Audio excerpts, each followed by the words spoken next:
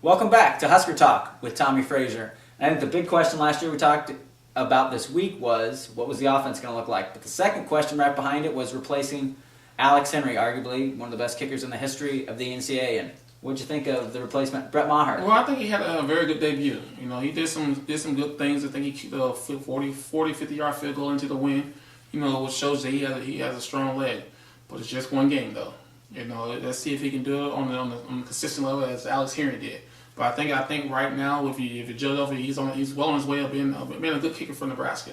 Yeah, and you've probably seen from your playing career, a lot of guys can kick field goals in practice. Yes, but it's what you do when you get in the game, and he proved that he can do it during the game. So let's just hope that he can continue doing it, because from the way the offense looked on Saturday, he might be kicking a lot of field goals. Yes, we don't. And if you don't score a touchdown, you at least want to put points on the board. Yeah, we almost beat Virginia Tech, in 2009 season with just field goals. So we know when the offense isn't going, if they're, that might be, unfortunately, why Alex was so important was his ability. And you mentioned his first field goal was a 50-yarder into the wind. He also hit a 48-yarder, then 2 chip shots. But just as important for field position, I think he averaged 52 yards on 4 punts. Right, and that's right. That's what you want you need a guy who can change the field, change field position. And he proved on Saturday that he can change the field if he need to. Do I think he's going to average 52 yards a punt this season the rest of the year? Probably not. It's about hang time just as much. But I believe that if he can just get a little bit more hang time, I think it'll take a 45-yard kick with a hang time than a 52-yard with no hang time. Yeah, with no return then. Right, because the longer the ball up there, the better chance you have of not them returning the ball. And that's what you want. You don't want them to return the ball. You'll take a 35, 40-yard punt with no return than a 52-yard punt with a 20-yard return. And Brett Maher seems up to the challenges. As we're already saying, well, yeah, it was Chattanooga. Conference time, we'll see if he's knocking those through.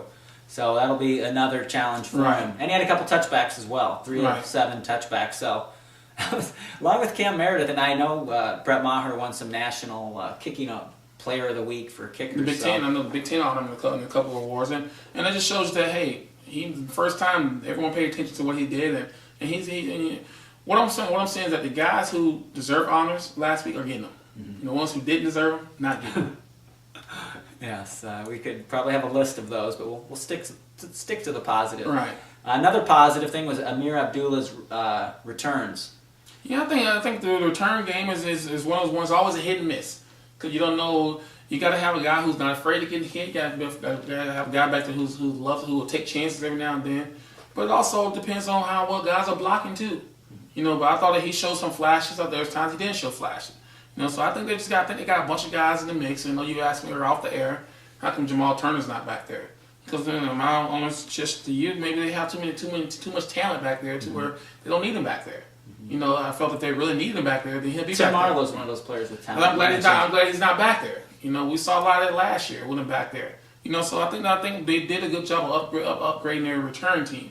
And yes, you would like to see Jamal back there, but if you have that much talent back there to where you don't need him and save for offense with things you have going to do with him during the season of offense, I think that's a good call. Mm-hmm.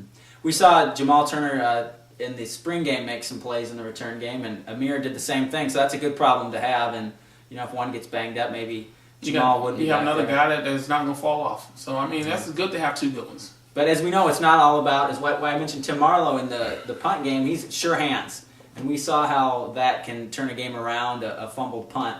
So they have some options and some inclement weather that they have, not just speed, but they have some experience and a good hands guy. And Tim Marlowe's got some speed, and he, had some 30, 40-yard returns last year. But hopefully they can lean on the younger guys who are a little more explosive. Right, and that's what you want in the game. Someone that is very explosive, who can take a hit and keep going and not falling the ball, and someone who has the speed to break tackles and make a long run. So I'm not worried about the return game, the punt return game, because I think they have a group of guys that can get the job done, especially young guys. So that part of the game, that part of special teams, I'm not worried about.